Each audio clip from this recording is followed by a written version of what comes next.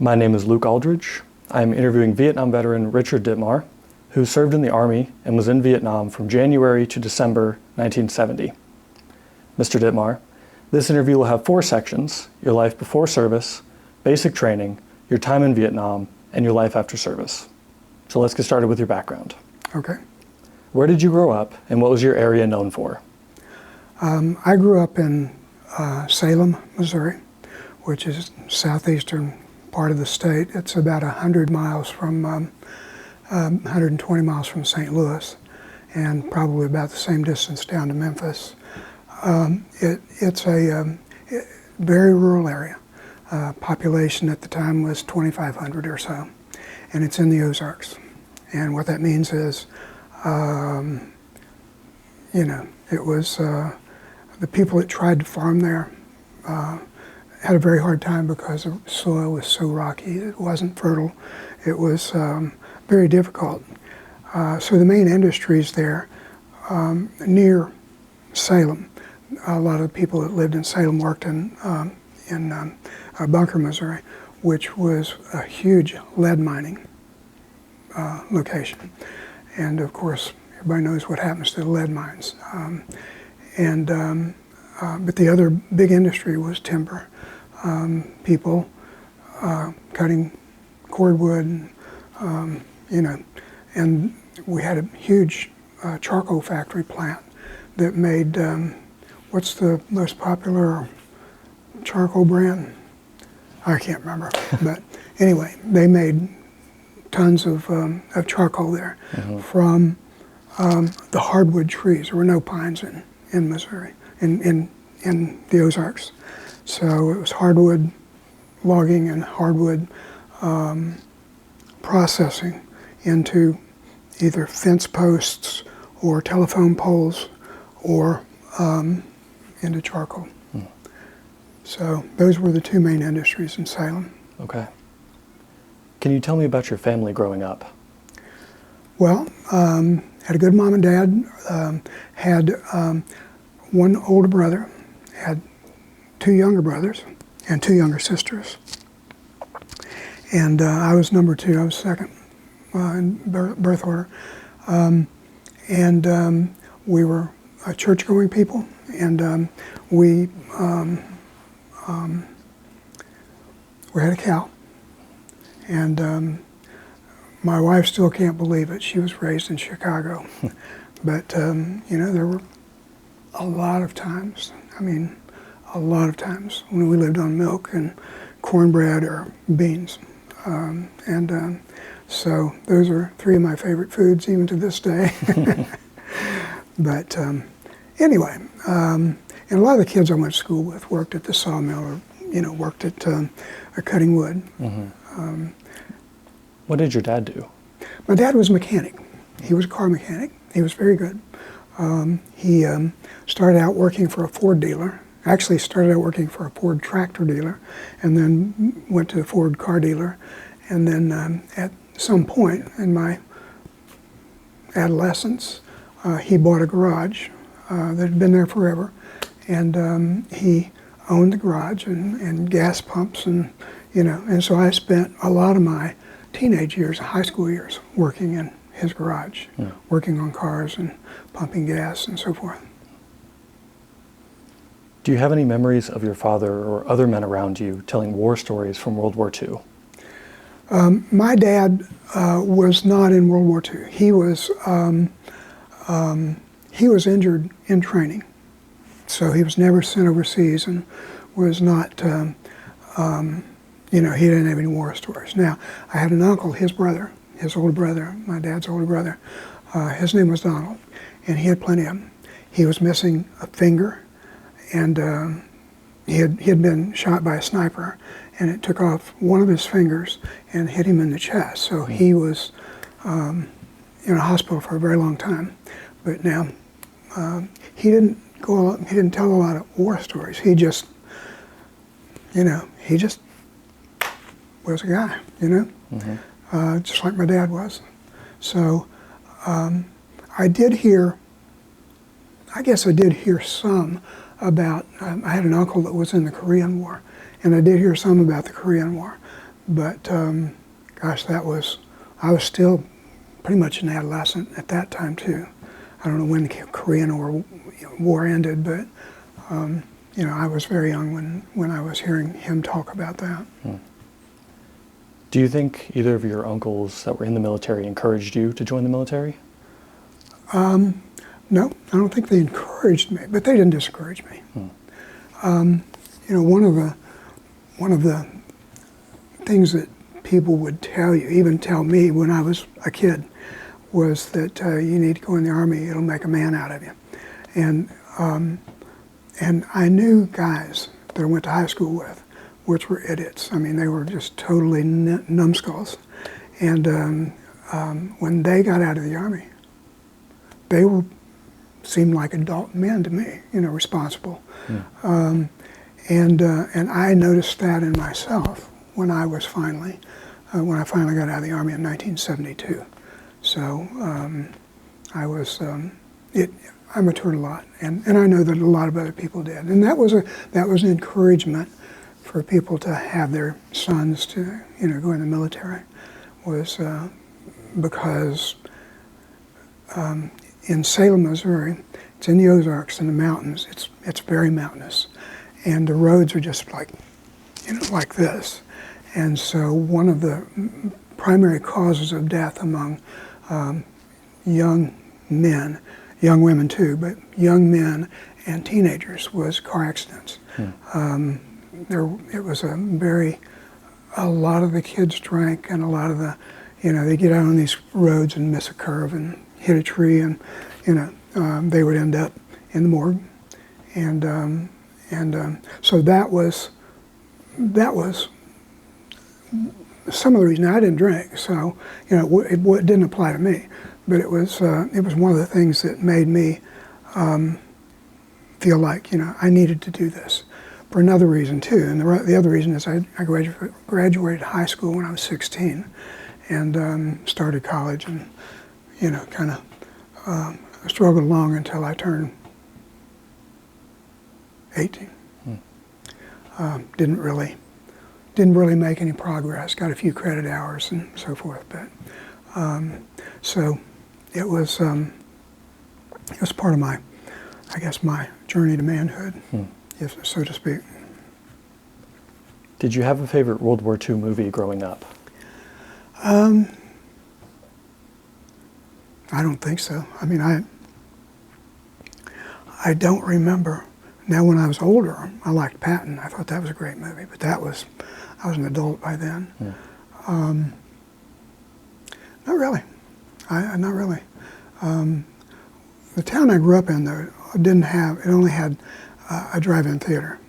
So, our community got 1 or 2 movies a week. Instead of, like today, you can go down the multiplex and see one of a dozen movies, and then go to a different multiplex and see others, But back then, we got the movies that were shown by our drive-in theater. Right. So, and I did see a few movies, but none of them were war movies. Now let's move on to the start of your service and basic training. Would you describe yourself as volunteering, being commissioned, or drafted? I volunteered. And what were the main reasons you volunteered? Well,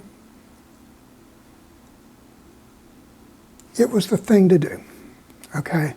And I think I told you this yesterday or whenever, Saturday. In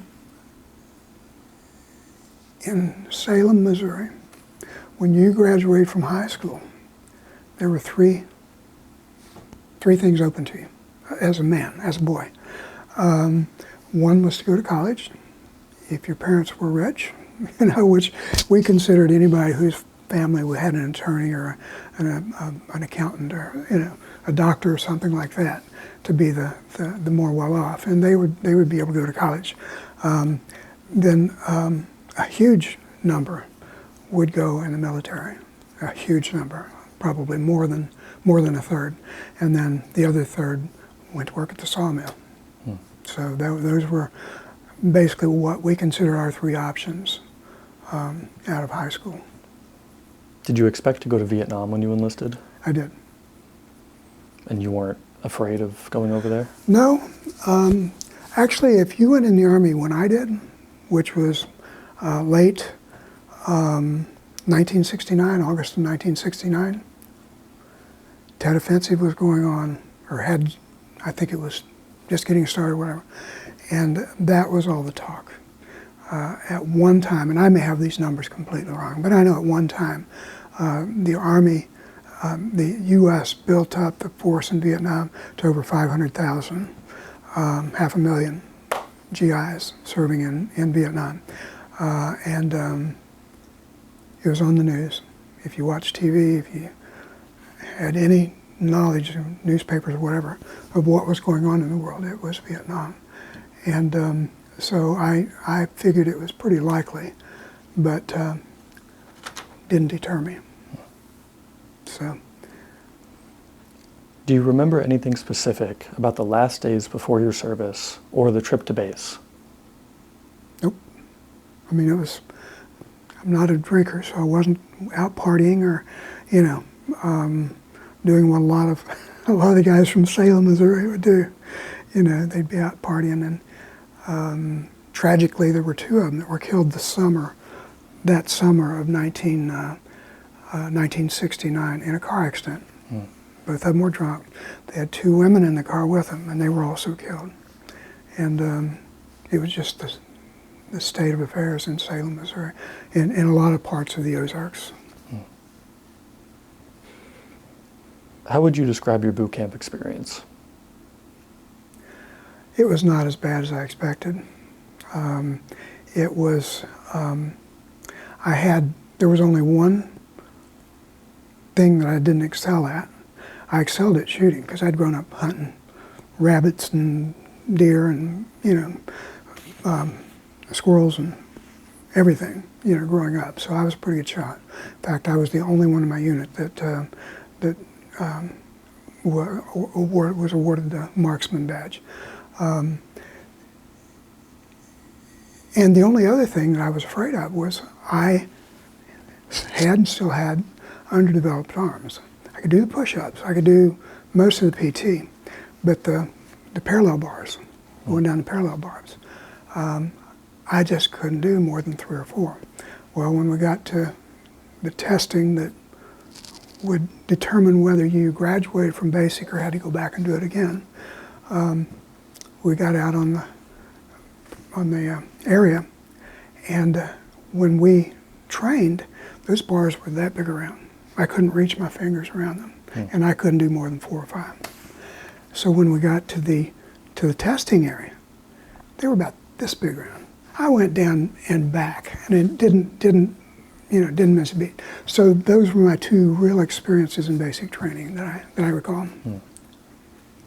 Did anyone around you struggle with boot camp? Yeah, we had one guy that I think he was depressed. I think he wouldn't get out of his bunk, and he was now later on he was diagnosed with oh my gosh, a neural disease. He was diagnosed with what went through Fort Leonard Wood back in 1968. There was an epidemic that went through, and it was gosh, what was it called? Spinal meningitis, and he had that, and nobody knew. And when the sergeants made him go to sick call, he just barely struggled to get there, and nobody realized he wasn't like a slacker. He was very sick. He didn't have symptoms like throwing up or any of that, but he just was like a couch potato. And then it turned out toward the middle or toward the end of basic training that he was diagnosed with that and was barely recovered, as far as I know. Thank you for sharing that. I'd like to move on to your time in Vietnam. Okay. Did anything stick out to you about your flight to Vietnam? Well, it was a charter flight. I've never been on a charter flight. And I think it was a DC-10. It was a wide body. And it didn't have a first class, and it didn't have, it was just GIs 8 or 9 across, all the way down from front to back. So it must have been, it must have had, I'm just guessing, but it must have had 300 or 400 of us on there. Now, I had flown before, not much, but it was always on, 727s or, that size aircraft. And never seen a plane that big. And then as we were landing, they give us all these warnings about, there could be, there's always somebody watching these planes land, and if we get hit by mortar attacks or whatever, where to go and what to do. But other than that, uneventful. And you mentioned that you'd flown before. I did. Was that in the military or personal? Well, actually, when I was in basic training, one of my cousins that I kind of grew up with was killed in a car accident. And so I got permission. His funeral was on a Saturday or a Sunday, so I got permission to get a 3-day pass, which I think I was the only one in my unit that ever got a pass in the middle of basic training, to fly home from Kentucky to Missouri and then fly back. And both of those flights were not full-size jet. Well, they were for back then. Full-size jet back then might carry 80 or 90 passengers. But that was my only 2 experiences in flying in all my life until got on the plane to Vietnam. Could you describe your first 24 to 48 hours in country? It was interesting. Now, each unit, they have a rear echelon where they process people in, and then they send them out to whatever. And so when I first got there, they were, and we had to do guard duty on the perimeter during that time. But what they were doing was they were telling us about the unit we were going to. In fact, my unit, 11th Cav, had their own in-processing, and I was part of that. But they were telling what to expect and all that. And then at night, we were expected to go out and do guard duty along the perimeter and watch for sappers. You know what a sapper is? No. They were very popular in Vietnam. They were Viet Cong, or NVA, who would crawl right up to the perimeter of an American installation, and they'd throw a charge across the wall, across the, wasn't wall, but it was like a fence, okay? And they would lob those over.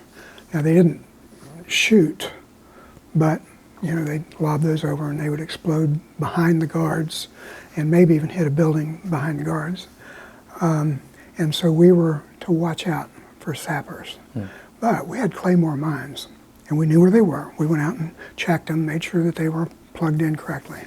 And so if we saw any sign of a sapper, click the little thing and scare everybody around the base to death, because it would sound like the end of the world. And so that was a bit fearful. What did you expect when you arrived to Vietnam based on TV or stories you'd heard? Well, I may have mentioned this to you on Friday, but I just thought that you went out, did battle, was out there on an operation, and then you came back and you slept in a bunk every night, or most every night. Not so. That's the life of an infantryman, okay? As tankers, as armor units, we went out the day we got sent out, and we were there until the day we went home. Now, I will say that we did get one R&R kind of in the middle of the year there, and there was, toward the end of the year, we did have one, it was called a stand down, and it was where we brought all of our vehicles in and turned them into the motor pool and had them repaired, oil changed, really get them refurbished. And then we were sleeping in bunks for like 2 or 3 days, and then we went back out. And but those were the only 2 times that, well, and when I was dusted off, that was the 3rd time that I was not sleeping out in the field. Would you describe yourself as being in combat, in the rear, or something else? In combat. And what kind of work did you do? I was an armor crewman on a tank, whether it's an M48, M60, I don't know what the newer ones are called. But the Sheridan was what I was on, which is a lighter weight. It's aluminum hull, and it's very fast. You can drive it 45 miles an hour. But it's very light. And so it's very vulnerable to hitting mines and that sort of thing. Well, on a Sheridan tank, it's a 4-man crew. And when you first get in country, you're low man on the totem pole. So you're the driver, okay? And then as time goes by, after you've been there for a while, and as people shift around or people get sent back home or whatever, you would then be promoted to gunner, to loader, which was a position behind the driver, standing up on the turret, inside the turret, with your head and shoulders above the top of the turret. And then next after that was the gunner, which was down beside the driver. And the gunner had a 50 caliber machine gun down there and also controlled the main gun. Now the tank commander could do the same thing, which was fortunate because a lot of time we didn't have a gunner. We had a 3-man crew instead of a 4-man crew. But then the highest position was a tank commander. So I spent a good deal of time in each of those 4 positions. You mentioned sleeping in the field. How often a day were you in the tank? Every day. How many hours would you say? It depended. Now within the 3rd regiment, the 3rd, within our group, there were 4 platoons. 4 platoons and 2 companies. The 2 companies were the big tanks. Okay, they were the M60s and M48s, and then we had 4 platoons basically that were on the Sheridans, and we had the ACAVs also, which was a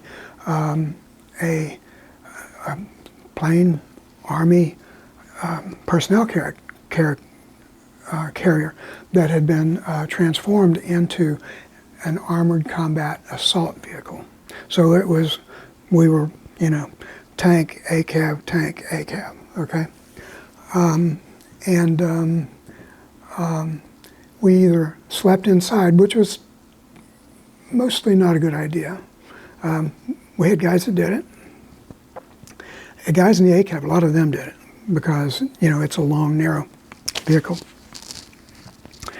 But on the Sheridans, I either slept on the back of it, where the engine was, or I slept on a cot beside it. Didn't ever actually sleep on the ground, but, slept on a cot, an Army cot beside it. And did you eat inside the tank during the day? No, we would stop occasionally, and we would have sea rations for almost every meal. Now, once in a while, our rear area, our support area, would send out a hot meal. Okay, they came in these big, long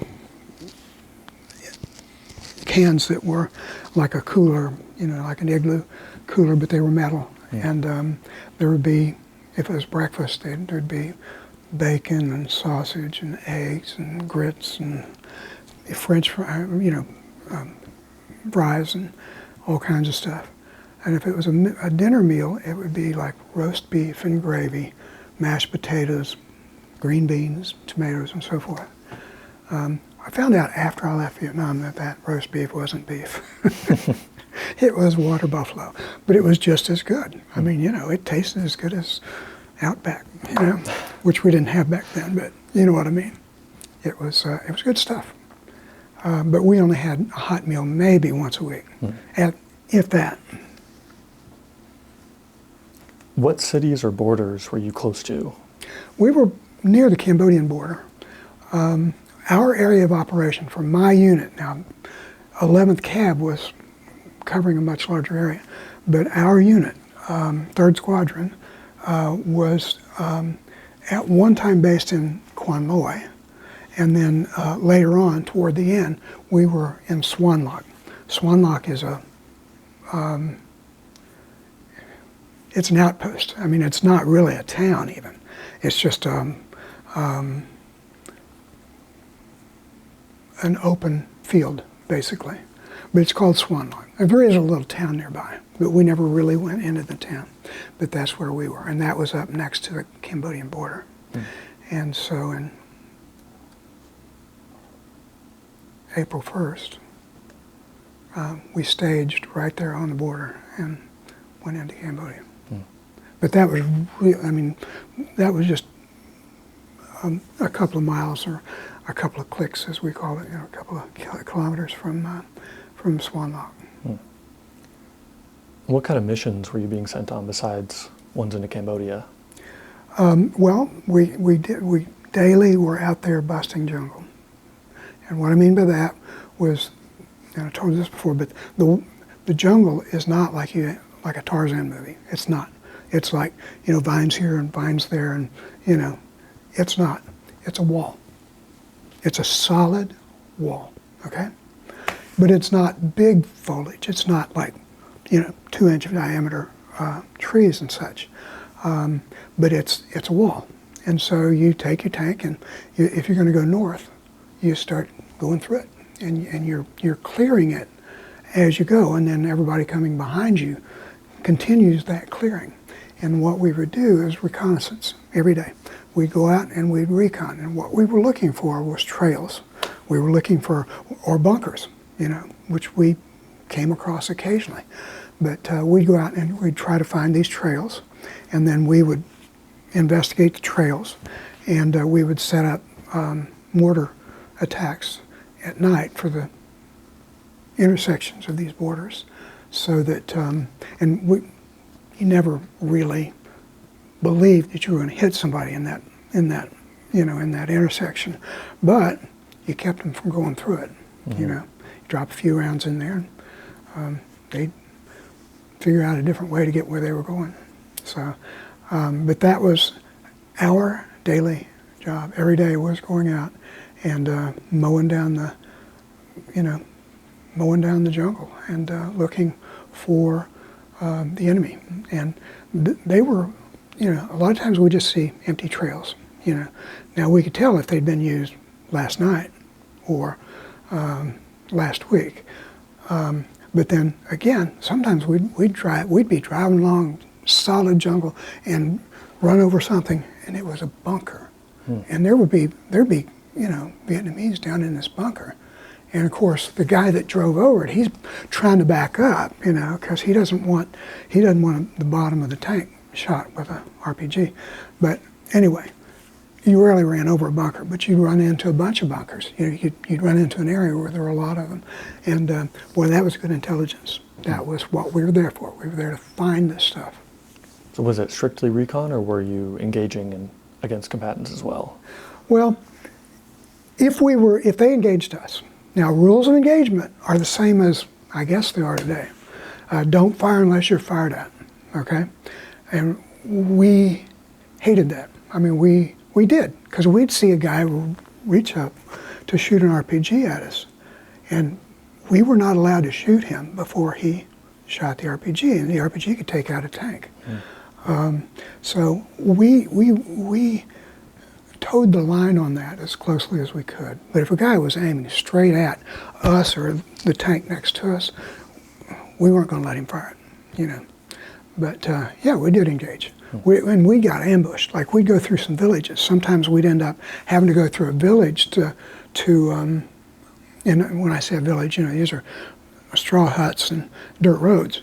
But we would go through a village, and all of a sudden gunfire from both sides, RPGs and machine gun fire from both sides. And here's little kids and women and old people walking down the road, and here we are, and they're in the crossfire, Wasn't right. It wasn't right. But, yeah, we got ambushed. We got ambushed in when I was in Cambodia. We were going through a Michelin plantation. Michelin gets most of the rubber from Southeast Asia, and the rubber plantations out there. And so we went through a lot of those when we were in Cambodia. And we got ambushed in a rubber plantation. And now we ended up by firing back, cutting down a lot of those rubber trees. And my understanding was that that would upset the plantation manager, and that the U.S. would have to pay them compensation for us mowing down some of their, rubber trees. But we weren't going to let these people peek around a tree and shoot us, But yes, we did get engaged. Usually we were ambushed, though. We rarely ran into a situation where they weren't expecting us. Think about it this way. A Sheridan tank has the same diesel engine that a 18-wheeler has. So you got 4 ACAVs, 4 Sheridans coming down a trail or coming down a jungle. It sounds like 4 18-wheeler trucks. You're not sneaking up on anybody. They know you're coming. If you surprise them, it's because you stop and you sit there for a little bit, and they don't know where you are, and they walk into you. But other than that, we didn't really surprise anybody. I'm curious about the compensations. Did you hear about anybody else getting compensated, or just Michelin? I never heard about anybody else, because I don't know that we were. Now we were even near a Michelin plantation in Vietnam. It may have been. Well, we know it was a Michelin plantation because there's a huge sign with the Michelin, roly-poly guy, So we knew it was theirs. But that wasn't going to stop us from doing what we needed to do. How would you describe the people you served with in terms of economic background, race, or religion? As you'll see when you see my pictures, we were, racial background. I'd say we were about 50% white, and about 40% black, and about 10% other, Hispanic, Asian, whatever. So that was the racial makeup. There were some of the people. Now, I know that there were no radicals in the field. No radicals. We had guys that liked to, dress up like, I don't know, Malcolm X or whatever, and smoke their weeds and do all that. But they were not. They'd jump on a machine gun and do as much damage as they could, just like I would, or just like anybody else would. And same with our Hispanic crew, the ones that were Hispanic. So, just to be clear, are you referring to the entire 11th Cav or just your unit? Well, I can't talk for the rest of the Cav, but I would say it's probably pretty well distributed. It was kind of distributed that way in basic training and AIT, and even when I went to Germany after Vietnam, it was kind of the same distribution, I think. Maybe about 40% black and 50% white, and about 10% everywhere, everything else. Okay.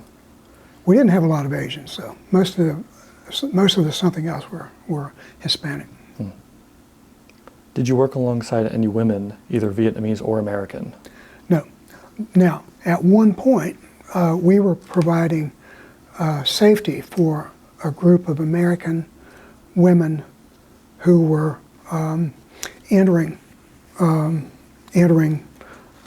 area where we had a hospital, a field hospital. And so we kind of escorted them. They were in a Jeep. And we kind of escorted them past through a village and, down this road, and got them there without a single shot being fired. And we were able to talk to them. But it was pretty interesting after not having seen an American woman or a white woman for a long time. But now Asian women were everywhere. The Vietnamese women were everywhere. We didn't, have much to do with them, but they were there, and we saw them. They'd pass us, in their little Lambrettas, and it was just they were the workforce. I think the Vietnamese men were all in uniform, and all the Vietnamese women were doing all the farming and the child raising and all of that. Did you learn any Vietnamese words or phrases during your time there? I've got a little pin that I wear once in a while. It says dinky da. Do you know what that means? No. Do you know French at all? No. Okay. When they would jeer, when they would try to insult us, they'd say, you dinky da, you beaucoup dinky da, GI. Well, beaucoup means a lot, you very, and dinky da means touched in the head, That was one phrase. There was another one that we were taught, and it was called chu hoi. And chu hoi meant that they drop all these leaflets where they had, where the big concentrations of the Viet Cong and the NVA. And what the leaflet said was, if you come out of the jungle and just yell chu hoi, chu hoi, chu hoi, we were forbidden to shoot at you, and we never did. Now, we never had that many of them. They might have dropped 1,000 leaflets, and we might have gotten 2 or 3 that walked out and took advantage of that. But they were allowed to defect, actually. I mean, we always had South Vietnamese Army with us, always. We always had them throughout our unit. But they were mostly officers, and they were, a lot of their job was to, to take in deserters and take in, those that were surrendering rather than being killed. Because if B-52 strike, I don't care how many thousands of people you've got within a square mile area, B-52 strike, they're all dead. And so, they would be warned before a big strike like that. And some of them would come out and, want to desert or whatever. So. Do you remember what chu hoi means? Don't shoot. I think. That's what I was told. I think it means don't shoot. There was another one. It'll come to me later. There was a third one that was fairly common, but it's not coming to my memory right now. How did living in Vietnam and meeting Vietnamese people affect you? Well, the ones that I met, the South Vietnamese military guys, the ones that served with us within our unit, were very, there wasn't a slouch among them. You know what I mean? These were all very serious and very, there weren't any slackers. We had plenty of slackers, but they didn't have any. We didn't work with any of the women. There were times when we would encounter the women. One time that comes to memory is when our unit, K-Troop unit, had set up, and then the platoons had gone out for nighttime reconnaissance. And when we were coming back in, we went out on this nice gravel road, gravel and mud, it's like red clay. And when we were going back in, we were sweeping it, for mines, because they had been known to come out and mine those roads. And just up ahead of us, maybe a block away, this Lambretta with these 8 women went by us, and we were going slow because and they went up just around the bend, and there was this big explosion, and they were everywhere. I mean, they were just bits and pieces of them everywhere. Other than that, we did not have any. Now, there were girls that followed us around and sold Coca-Cola. We called them the Coke girls. And we didn't get Coke out in the field. And these were bottled. I think they came from I don't know, maybe, Thailand. I think they might have come from Thailand. But they were in those small 8-ounce glass Coca-Cola bottles. And there were a lot of Vietnamese girls out there selling them. That would, whenever we stopped, they'd come running up and try to sell us these Cokes. And, we interacted with them that way a little bit. You mentioned North Vietnamese or Viet Cong troops defecting to the South Vietnamese. Did you see how they were treated once they had switched? I did. They were taken and they were tied. I don't think they had handcuffs, but they didn't have zip ties, because back then, that's 54 years ago. But they took them and retained them and took them and interrogated them. And I only saw one time where a South Vietnamese had taken his rifle butt and hit one of them upside the head. And I think that in that case, he was one that wasn't willing to talk. And when you chew hoi, you better be willing to talk. You're not going to get in there and try to infiltrate or just protect yourself. That's not going to happen. So other than that, though, they were treated like prisoners, but they weren't ill-treated. Was it the South Vietnamese or the Americans who were tying them up? The South Vietnamese. Okay. Yeah, we never really detained them. We always had plenty of South Vietnamese traveling with us. And we also had South Vietnamese scouts that traveled with us. And like the whole time I was there was one, his name was Han. He was a scout, a little guy, but he was the sweetest guy in the world.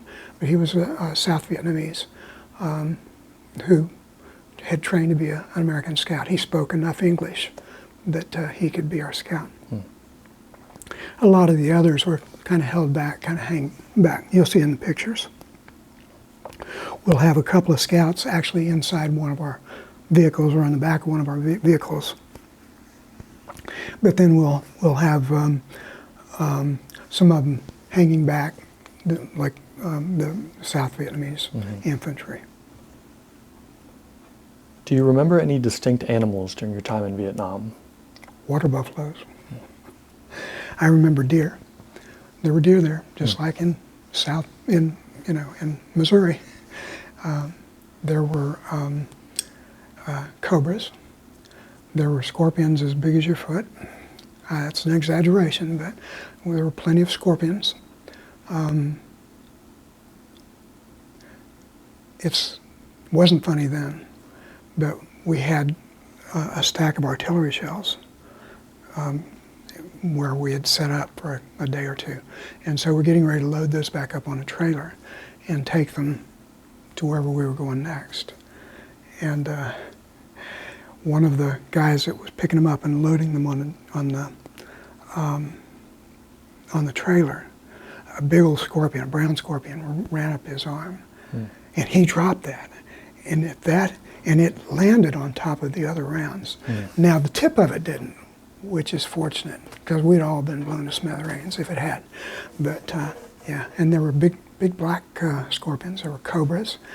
There were all kinds of snakes, but the cobras were the ones that were most memorable. They were huge and they were fearless. They'd come right in between you and your tank and raise up and look at you, And the last thing you wanted to do was swat them away or make any movement at all. One of my first sergeant had a little dog his little dog, and this cobra came up next to his bunk, or next to his cot, And the little dog ran out. That cobra bit him right on the nose, bit him right on the face, and it was all over. But those were the scary ones. Other animals, we did see some deer. We did see a lot of water buffalo. Seemed like there were others that were fairly familiar, but those are the two main ones that I can recall. Did you ever have any animals inside of your tank?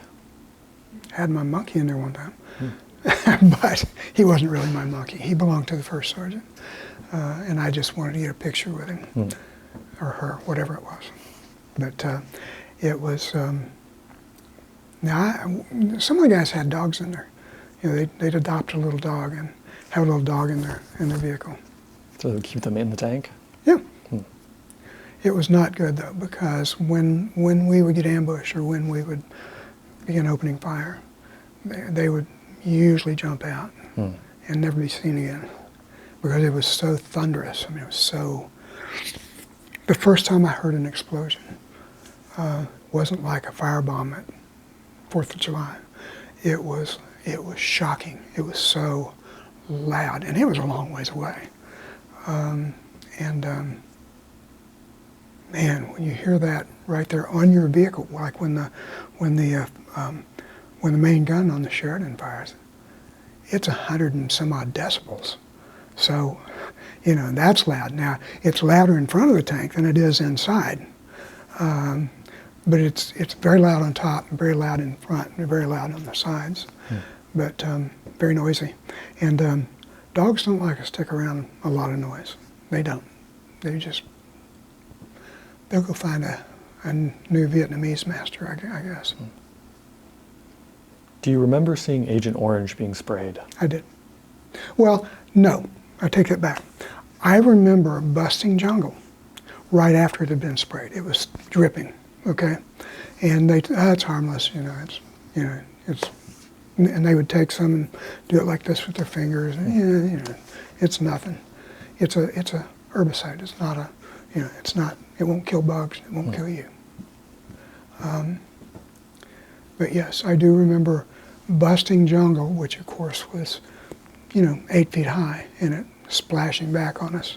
But no, and I remember seeing them spraying it in the distance, but not like right over us or right near where we were.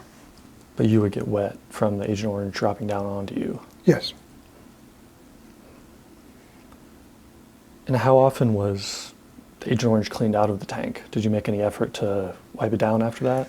Well, the tank was pretty tight, okay? From the top, you had the cupola where the tank commander sat, and he had a big seat there, and his legs actually stuck up under the edge of the turret, and the loader, which I was at multiple times, stood up in the loader's hatch beside the tank commander, and pretty much, I mean, it would land on the loader and it would land on the tank commander, but it wouldn't infiltrate down into the inside of the tank. Now the driver, he was way up under. He rarely got wet, and then the gunner had no exposure whatever. So the answer is, it wasn't like something that ended up, and by the way, it's not orange. It's just called that. But it's I don't think we ever had to decontaminate. In fact, back then, it wasn't until after the Vietnam War that they discovered the link between Agent Orange and a lot of the ailments that the veterans had. So back then, it wasn't even considered a danger. They could spray you directly on you, but now it's for foliage. It's not for trying to kill people, or trying to harm people. Right. Did you coordinate with the people spraying Agent Orange? No, we had nothing to do with it. That was an air. That was an air mission. That was something that the helicopters and the planes did. Usually helicopters were spraying it, because they'd get down at treetop and make sure that it got wafted into the, down further into the trees. But no, we had nothing to do with that. We could see it, and we'd hear about it, and we'd see it, the day that they did it, and then we'd see it a month after they did it. It was devastating. It would clear the jungle. But it was. You would, in these instances where you got wet from the Agent Orange, was it just coincidence that you were going into the same area that had been sprayed? We were going into an area that had been sprayed maybe an hour or two before, and it was still in the leaves and all that. And of course, we've got that antenna that goes up 20 feet or so, and it's whipping against all that brush and everything. And it's, and if it's been raining, it's great because you get a little bit of water on you. But if it's Agent Orange, we didn't. Now, I do remember them spraying DDT on us directly. We were in an area, and my God, the mosquitoes were just horrific. I mean, they were beyond. And we were all taking our malaria pills, so we had not a big risk of malaria. But man, they would just cover you. And a lot of us, at a lot of times, didn't wear a shirt. And so they would get under our flak jacket and under our helmet, and they would just eat you up. And so I do remember them spraying DDT on us. But back then, again, this is a herbicide. It's not for killing people. And back to Agent Orange, it was not just an herbicide. It was a broadleaf herbicide. Okay. So you couldn't go and kill grass with it. Agent Orange wouldn't kill grass, to the best of my knowledge. There's a different herbicide for that. There's for grass that kills grass, and then there's the one that kills big, trees or plants with foliage. So you mentioned that you could tell pretty easily the areas that had been sprayed, both during, because it was wet, and then a month later. What was it like a month later? It was sagging. Like the jungle was coming down. A month later, the jungle was coming down. 2 months later, it was all laying on the ground. So it was effective, very effective. What were some of the ways you coped with the war? I stayed in touch with friends back home and my family. And I took a lot of pictures, most of which I've lost in 1 or 2 divorces. Never will see them again. I'm sure they've all been thrown out. And then some I lost, as I told you, Friday or whatever, when they confiscated them when we were leaving country. And back then I had a 35 millimeter camera, and I took rolls and rolls of pictures. And what you see in those 2 albums, there's a lot of what I've got left of that. Could you talk about the pictures that were confiscated? Oh, let's say a body with the guts going this way and the arm going that way and the leg blown off. And yeah, they were pretty horrific. The graphic pictures got confiscated. Oh, extremely, yeah. And I had plenty of them. Everybody did. But they got confiscated before we could get on the Freedom plane. How did people around you cope with the war? We dealt with it. I think we all just dealt with it. It had been going on for a while, and Tet of '68 was the climax of it. Okay, I mean that's when, in fact, in my unit in 1st Platoon K Troop, 1st Platoon of K Troop during the Tet Offensive was wiped out. That some of the older people that had been there before, this was '70 and that was in 1968, told about how they went to rescue 1st Platoon. And when they got there, the Viet Cong were on top of the tanks, taking the ammo and and throwing the bodies off of the vehicle. And they came in and they tried to light them up, but it was all over. They didn't rescue a single member from 1st Platoon K Troop. Everybody that was there, okay, there were a lot of people in Vietnam who were there on a 2nd tour, or maybe even some on a 3rd tour. I only did 1 tour, and almost everybody else just did 1 tour.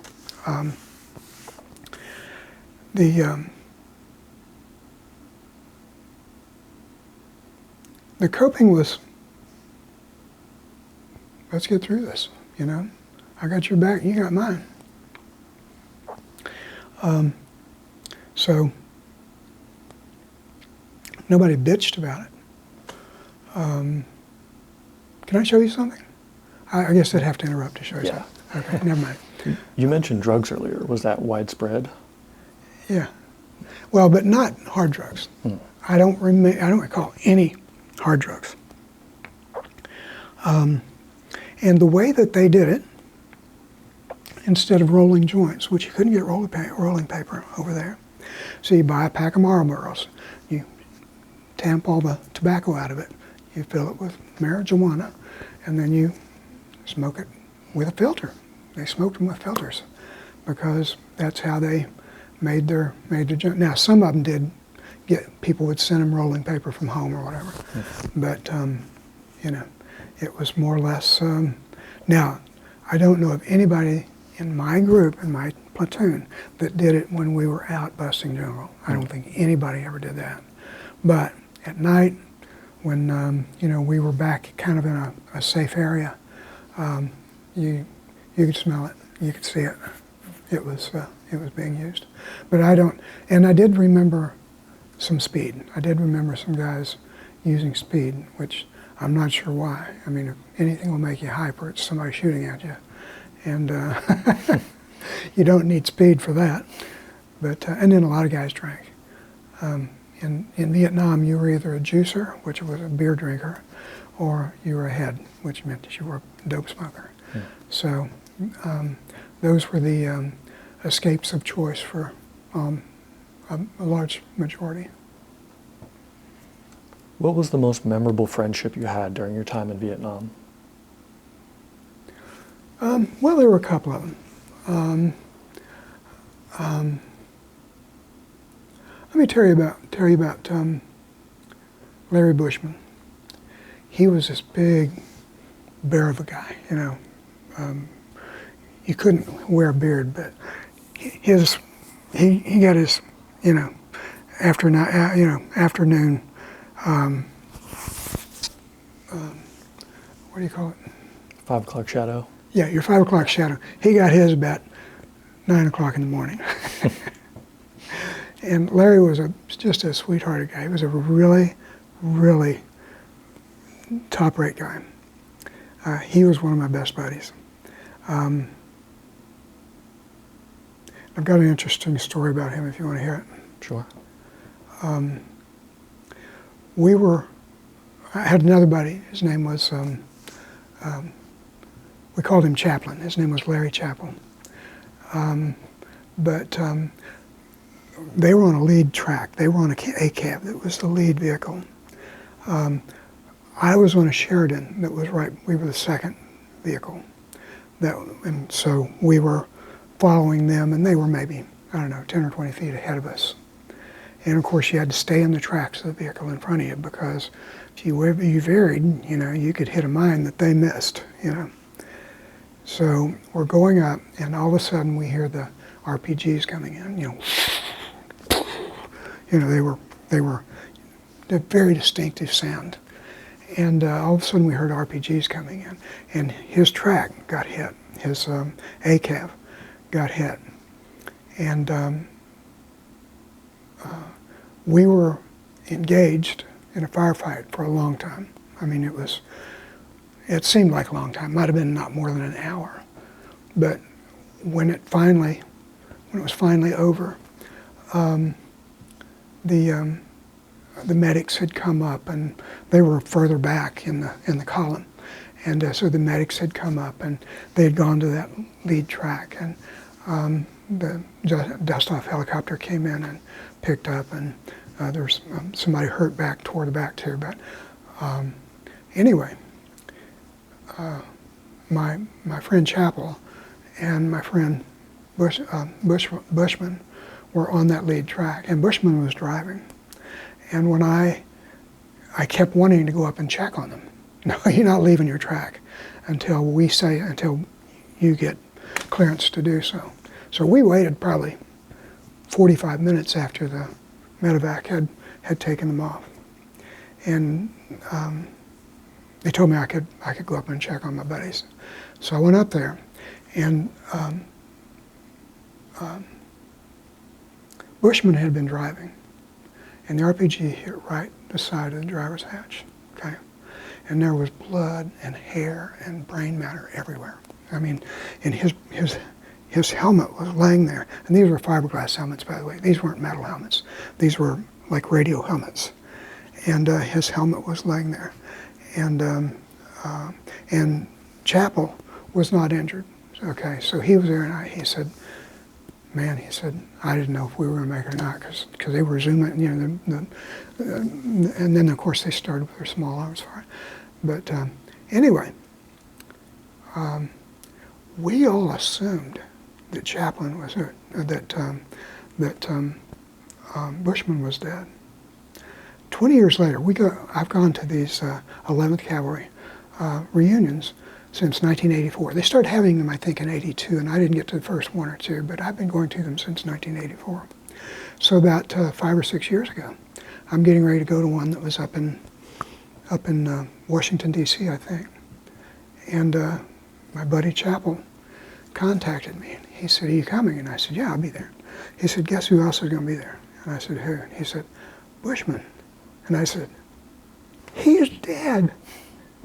We both thought that. And he was in this, I mean, they would never tell you. I mean, if we had people dusted off with what looked like a minor injury or a disastrous injury, they would never tell us whether they lived or died, whether they were in the hospital, what.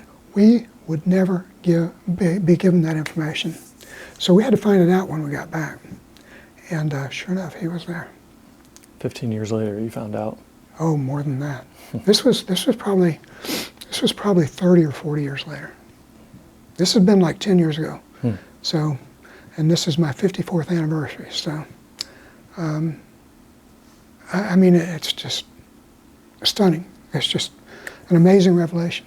Now, you could tell he had been hit in the head, and he had some difficulties. But, oh my gosh, he was alive, and he had children, had a wife and children. Thank you for sharing that.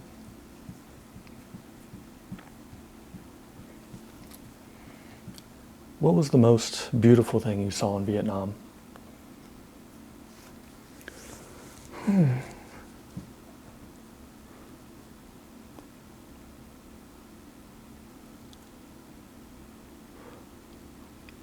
Wasn't much beauty there.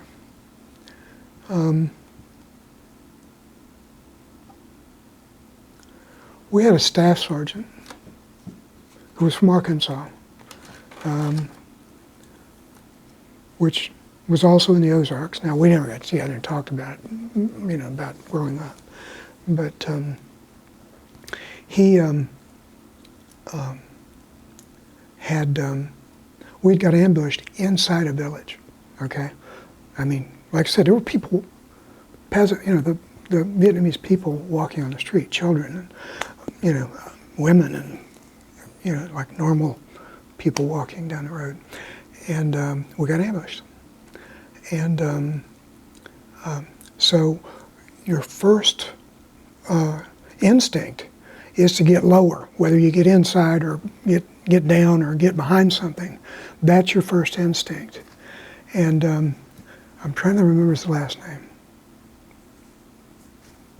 Anyway, it escapes me. He's in some of those pictures.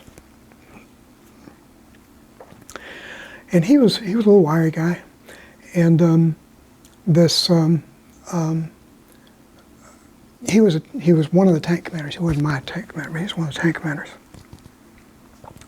We had this little gun that was, it fired a rocket, okay?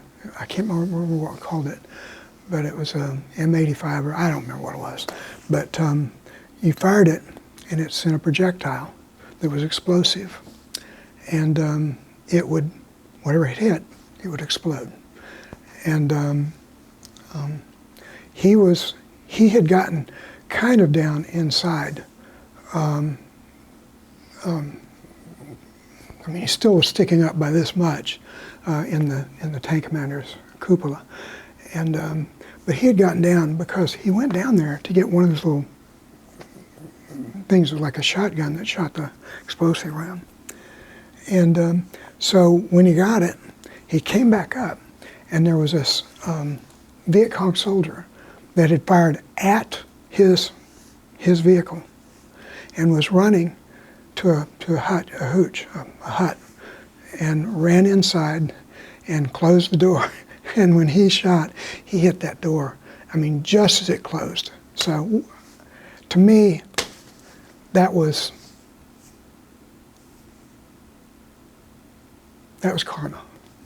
So I don't know if you're talking about karma or you're talking about, something else. I mean, I didn't see it, but I know whoever brought Bushman back to life, whether it was on the medevac, whether it was on the field hospital, whether it was in Japan. Everybody went to Japan after if they were gravely wounded, and I'm sure he went to Japan or there. That was a miracle. Do you remember any American songs from your time in Vietnam? Oh yeah. I want to get out of this place. If it's, well, American pop songs, yeah. A lot of them were anti-war songs, and they were played on, our AFVN, and a lot of them were protest songs, even "For Dead in Ohio." I listened to one just yesterday, I think. Deep Purple. What did they sing? Fortunate Son. But the one that struck me the most, it was huge. It just came out during 1970 when I was there, and it was a bridge over troubled water. One of my favorite songs to this day.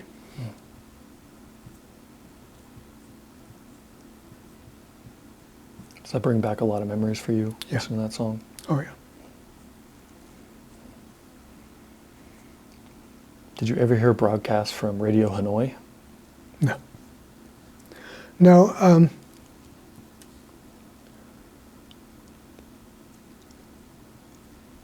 Never did. I think we were. I think we might have been. We must not have been near one of their towers, because we could pick up a lot of Vietnamese stations, but their music, to me, and this sounds bigoted, but it all sounds the same. I can't distinct song A from song B. There just isn't, and most of it is instrumental anyway. But I never really got the hang of Vietnamese music. But I tuned into AFBN every day. Could you tell me about how you got your Purple Heart? Okay, May 1st, 1970.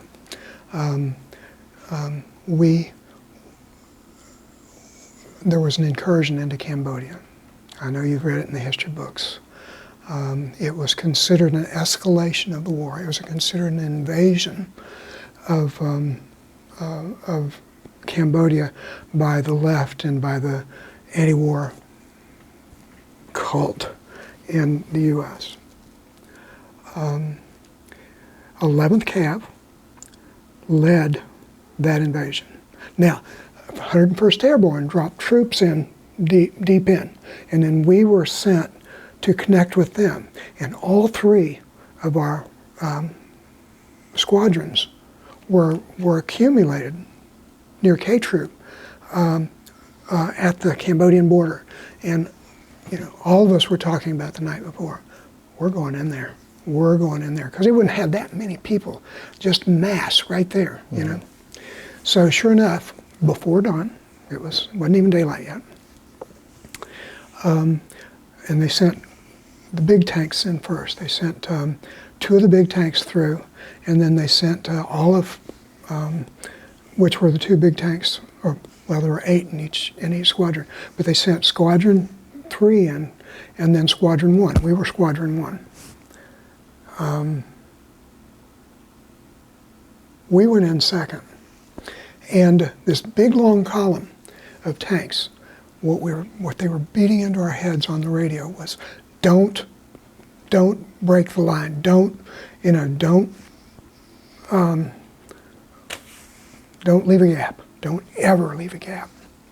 Well, I was loader on my Sheridan, and the A cab in front of us, the left track came off, and of course a gap was widening because the cars ahead of it kept going, and so the CO was going, go, go, go, go.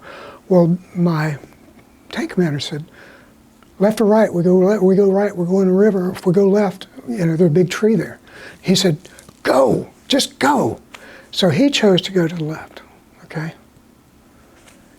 Got up beside that tree, and the world came apart.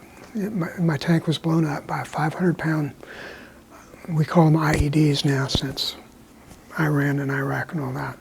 But back then we called them mines. They would take a dud American 500-pound bomb, and they would take it, put a charge to it, and they would put it under a trail, and they had a perfect place, because I believe they knew, or at least they guessed, that this is where we were going, because that's where we were amassed.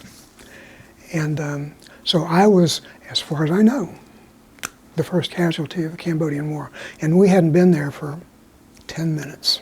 I hadn't been there for 10 minutes. And so, but it blew us down the hill, blew our tank down the hill, upside down. And so the car behind us went right over the hole that the mine had made. And then the rest of the column they caught up with the ones up ahead of them. And I found myself in a field hospital with TBI and some stitches, and I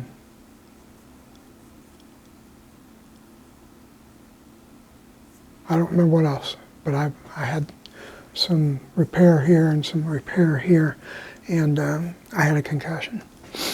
And so that was my Purple Heart experience. And that was in May. That was May 1st. So you got injured from this and then went back out in the field for another 6 months. Okay, let me tell you a funny story. This is the funny part. There's always a funny part, right? So they sent me to this field hospital. It was a MASH hospital. What they call MASH is the same thing as the MASH TV show. They sent me to this MASH hospital. And when they brought me in, they saw my head injuries. They saw that my head had been hit pretty hard, and I had stitches here and so forth. But I had a temperature of 102, which was not explained by any of the injuries. So they had a quick test for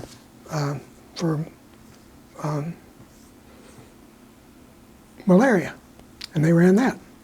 I didn't have malaria. So they didn't know what it was. They didn't know why I was running 103 temperature. So they shot me full of penicillin. Okay? So I stayed in the field hospital. I was there for, 3 or 4 days. And so they sent me out to an area where I could, at least not be in a hospital bed, but, be kind of sitting in a lawn chair and conversing with other people. And then they told me that the next morning they were going to send me back out to the field, and I said, okay. So anyway, that next morning, I woke up and I was broken out from the crown of my head to the soles of my feet. I had this horrendous rash like you have never seen, shingles, okay? And so they sent me to see the psychiatrist. They thought it was stress, okay? I didn't believe it for a minute. I mean, I was ready to go back. I really was. And so I spent another week under the care of, Dr. Sidney, the psychiatrist. Fast forward 30 years. I'm in civilian life in South Carolina, in Lexington. I get swollen lymph nodes. And so I go to see my doctor, and he said, we can fix this. He said, are you allergic to anything? And I said, not that I know of. So he shoots me full of penicillin. Guess what? 10 days later, I'm on the phone. Doc, oh my gosh, I'm broken out in hives all over from the palms of my hands to, soles of my feet. He said, when did I give you that shot? And I told him, he said, you didn't tell me you were allergic to penicillin. I said, well, he said, has this happened before? And I told him, yeah, I told him it happened to me in Vietnam. Anyway, that's just a side story. So did you go back into the field after that? I did. I sure did. I was there until December. So. Well, that's the end of my service questions. Okay. Let's talk about your post-service life. Okay. What relationship in your life was most changed by your service? Well,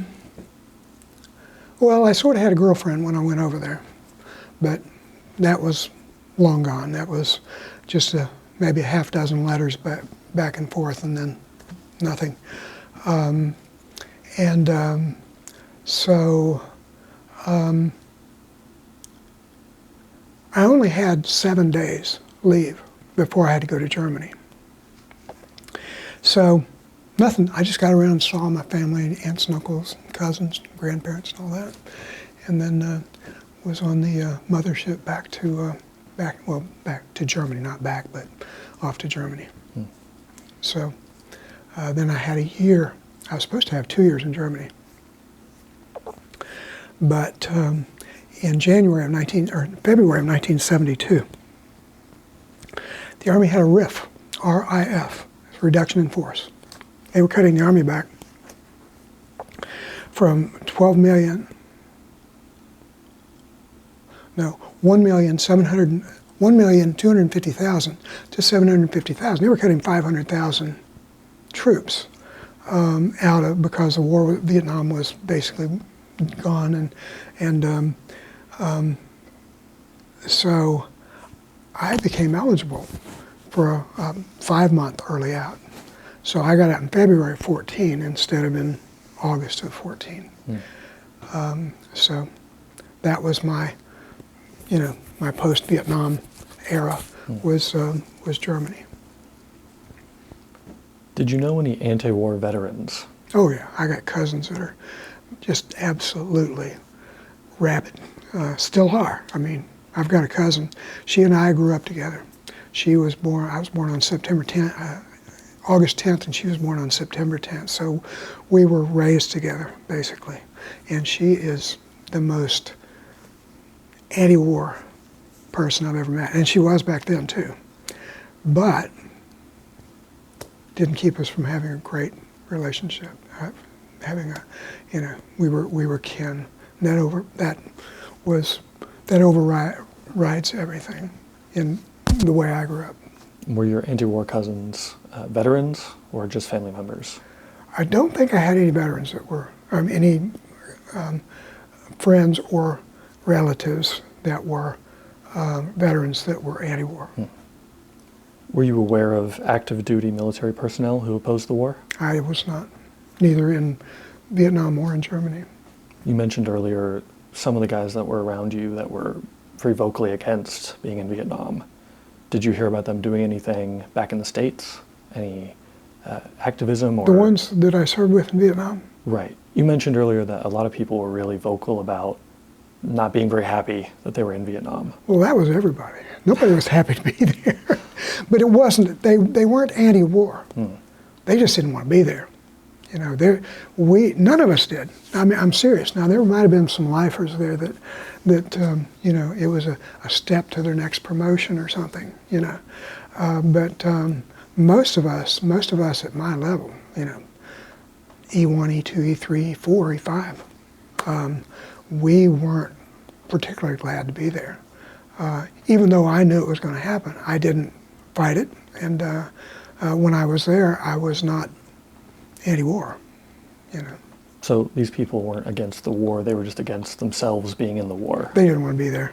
You know, it was self, and I can't blame them. I didn't want to be there either, you know. You know, it's like a daily thing, a daily cloud hanging over your head, you know, is this the day? You know, is this the day? And it could happen any second. It could happen in the middle of the night. It could happen out, you know, busting jungle. It could happen running down a road or going through a village. It could happen any time. And it was,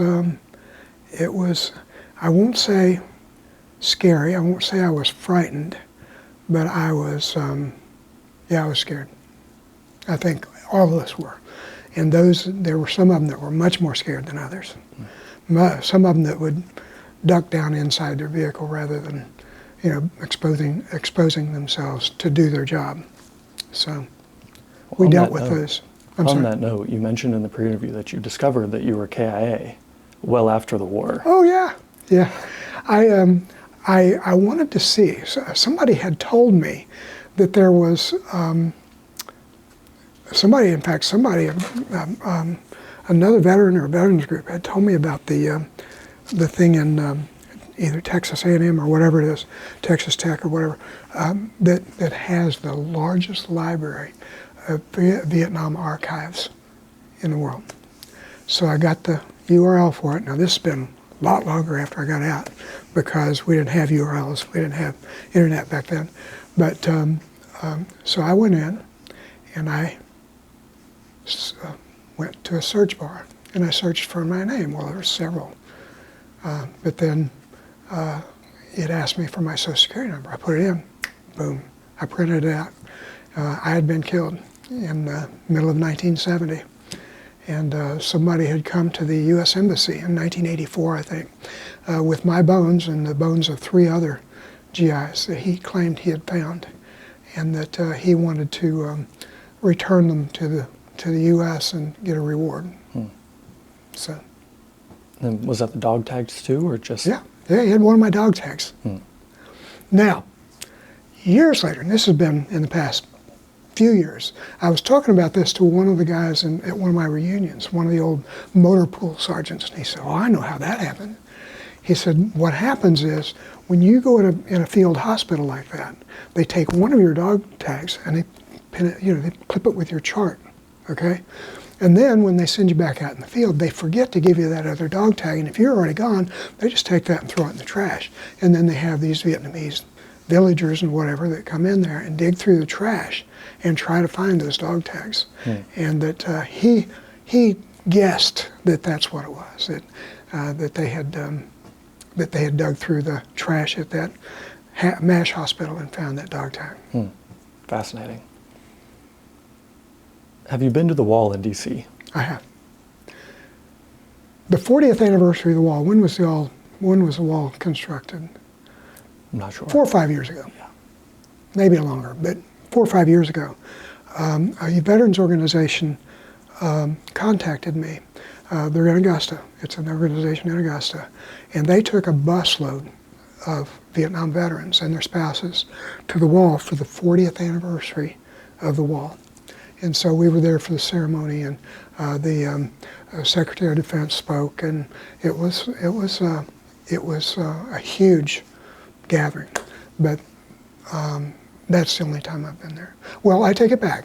When we had the reunion there, which was years before that, I think that one of my buddies and I went to the wall. We didn't have a guided tour or anything, but we did do the scraping on the wall to get, like I got my buddy, got another story. I got my buddy Stadden. I got the imprint of his. I don't know where it is now. That I lost it a long time ago. What did you think of the wall as a memorial?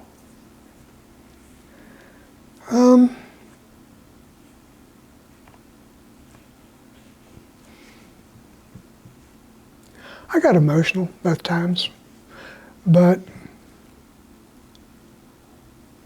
I think it was because there were so many thousands of names there. Now they have the little statues off, to the side. There's more to the wall than just the wall, but it was emotional both times, but not crazy. I think it was long past due. Should have been done during or shortly after the war. I know that you kept the fact from most people that you were a Vietnam veteran for 20 years after you got back. Your friends and your family all knew about it, but other than that, you didn't go around wearing, like people do today, wearing the vests that, say veteran, or, the cap that says, Vietnam veteran. I have a couple of those, by the way, but they were given to me at these reunions, and I never wear them. I don't remember what your question was. Well, do you think the Vietnam War Memorial is fitting? Yeah, it's good. It's good. It kind of shows the scope. You put one soldier up on a horse with a sword to commemorate the Union Army, or whatever, Confederate Army. That doesn't show the scope of the two worst casualties of any war that the U.S. has fought in. Just one Confederate soldier up on the top of a mountain, a monument, or one Union soldier, that doesn't give the impression of the size of the tragedy. Have you been back to Vietnam? Oh no, I haven't. I haven't had an opportunity. I would go if I had an opportunity. I have a lady in my Sunday school class who's Vietnamese. She was one of the boat people that came over. She's my age. She's old, but she's one of the ones that came across when they were doing the big evacuation. So you would like to go back to Vietnam? I would like, if I knew I was safe. Yeah, I'd like to. And there are Vietnamese or Vietnam guided tours that are put on by some of the different veterans organizations. But I haven't been invited to one. I'm not aware of any. Do you think that would be an emotional experience to go back? I think it would. There's a couple of things, a couple of places I really want to go. And so yeah, I think it would be. Well, this is my last question. Do you have a favorite book, poem, or movie about Vietnam? I do, and I can't remember the name of it. I think it's called 24 Hours to Freedom. And it's about a man that was shot down over Vietnam and who was captured and imprisoned by the Viet Cong for, 3 or 4 or 5 years. And he's the only one that ever escaped and made it back to the U.S. The only one in that war history that escaped from the from Vietnam prison, Viet Cong prison. And I haven't read it for years, but I may read it again because it was pretty cool. It was almost like a fantasy, that one of our guys could do that.